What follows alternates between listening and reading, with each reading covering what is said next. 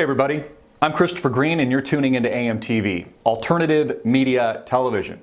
The President of the United States and the CDC, the head, Tom Frieden, were so optimistic about the progress of the first known infected patient at a Dallas hospital potentially recovering from Ebola, Mr. Thomas Eric Duncan. Speaking to this yesterday, the unlikely event, so optimistic about his recovery, and he was doing so well that today, on Wednesday, October 8th, he croaked.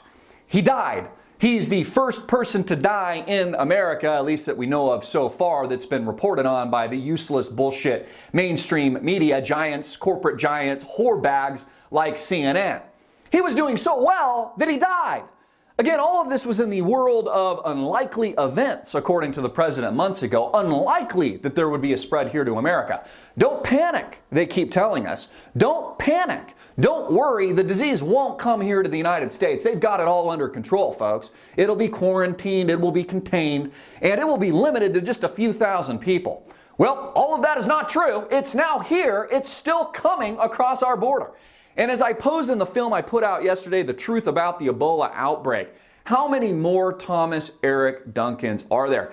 I mean, honestly, they have greater restrictions for pets, cats and dogs, literally coming into the United States from foreign countries that need to be tested and need to have vaccines before entering the United States than they do humans coming from the Ebola-affected hot zone from countries, namely like Sierra Leone, Guinea. Now the CDC, by the way, admitting that it is possible. It's a possibility. You know, they're in the land of unlikely before, then it becomes likely, and now it's a possibility that Ebola could in fact be airborne. Again, none of this was unlikely, it was likely. Just believe the opposite of what they tell you. None of it is possible, it's actually happening. Ebola is already airborne. Please watch my film for all the gross details unearthed that we uncovered with the production of the documentary. So again, all of this moving from the realm of unlikely events and just being possibilities to actually happening in real life. Two specific cases raising alarm right now, and of course warnings coming from the World Health Organization that this could be unfolding into a nightmare scenario if it in fact enters the realm of possibility of being an airborne disease, with a nurse, the first European case known, reported by the media of a Spanish nurse having treated missionaries contracting the disease, wearing protective gear. Which raises the question, how would a nurse wearing protective gear, gloves, a mask, etc., contract the disease if it were not in fact airborne? In fact, the nurse was interviewed, and I'm paraphrasing a bit, but she says she has no idea how she contracted the disease.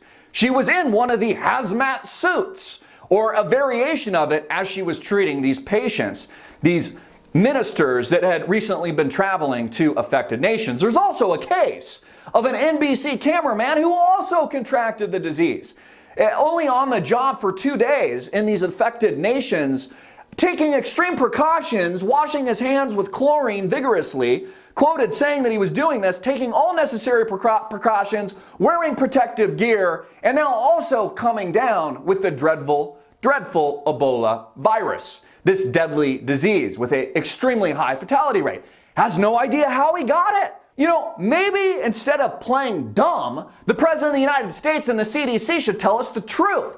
They should tell us why they bought hundreds of thousands of hazmat suits prior to these events. They should tell us why they're telling us not to panic.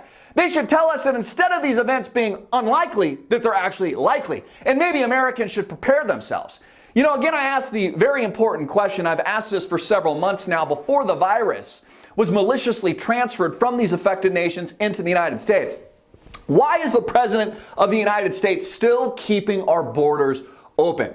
Is he trying to spread the disease? Again, this either proves criminal intent to infect millions of Americans, or at the very least, it's gross negligence.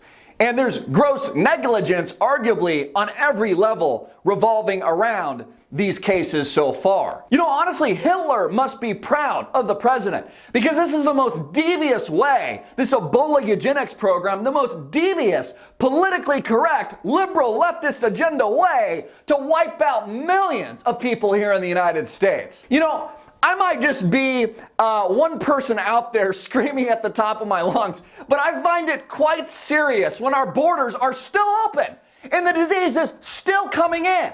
And now a disease they said that was once unlikely and that they said wasn't possible to be transmitted via airborne is now not just happening, not just likely, but is going airborne. I'm Christopher Green. Get this video out everywhere, make it viral, hard hitting it in your face, and click the link below to support our sponsor.